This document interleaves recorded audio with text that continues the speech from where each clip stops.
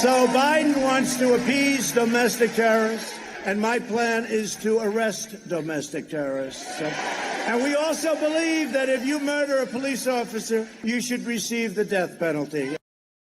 Absolutely. The president is laying out the very clear choice that the American people have, where you can either support the political party that believes in pandering, in placating, supporting openly, allying with this anti-cop movement, because that's really what it is. Or you could support a political party that, as imperfect as it may be, does at least have some of the clear moral questions of our day correct. The police are the good guys and gals. The police are the good team in all of this. They're what keeps us safe. They're what prevents us from having the kinds of anarchy and violence in the streets that we've started to see a little bit of here and there in cities across America, but would be so much worse. But as if it wasn't just clarifying enough over the weekend that BLM was freaking out over a whole bunch of different issues, as they tend to do, you also had, in addition to that, right, you had the protesters outside the hospital, you had the kneeling, the NFL kneeling, which I'll get into, but you had this incident in Lancaster, Pennsylvania, that was utterly mind-blowing, okay? Here you had, and the Lancaster PD did the right thing.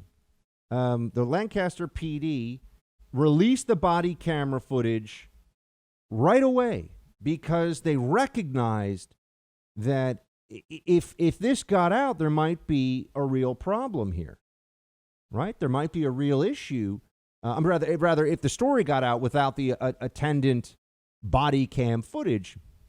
And here's what you see. It's very clear. There's a police officer called to a domestic disturbance call. All right. And it's all very clear in the body camera. A guy named Ricardo Munoz, who had attacked people before, was a criminal who had attacked people with a knife before. And he comes running out. It's all on video, running out of this home in Lancaster at the police officer, who runs away from him and only turns when he has to, because the guy has a knife raised to stab him. The police posted this body cam video.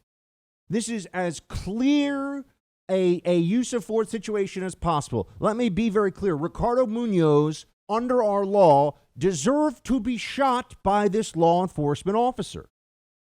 If you try to stab someone who is anyone but a cop in particular, and you get shot, that's your fault. Now, you could say it's the guy's, and I talked about he's on the, I believe he's on the spectrum. He's emotionally or psychologically has problems. That's a shame and that's sad, but you can't try to stab someone to death. Do you know what BLM did over the weekend? Do you know what BLM did in response to all of this? Rioted. That's right. There was rioting in Lancaster, Pennsylvania, because a cop shot a guy who ran out of a house with a knife. It's on video. There's no question. Ran out with a knife trying to stab a police officer, running at him with the knife raised. It looks like something out of a training video in a police shoot house. I've done this training before, and this is the shoot him as many times as you have to stop the threat portion of that training. And yet that's not what the BLM protesters are willing to take from this. That's not what they're willing to say. That's a circumstance that continues to just, it's mind-blowing that we're now seeing them look at situations that could be the textbook case of legitimate police use of force and saying, nope, we're going to riot anyway. That's BLM. Hey, Team Buck, thank you so much for watching The First on YouTube. If you like this video, please click that little thumbs up button so then it will log as liked. And also, if you want to see more great content from The First, please click subscribe.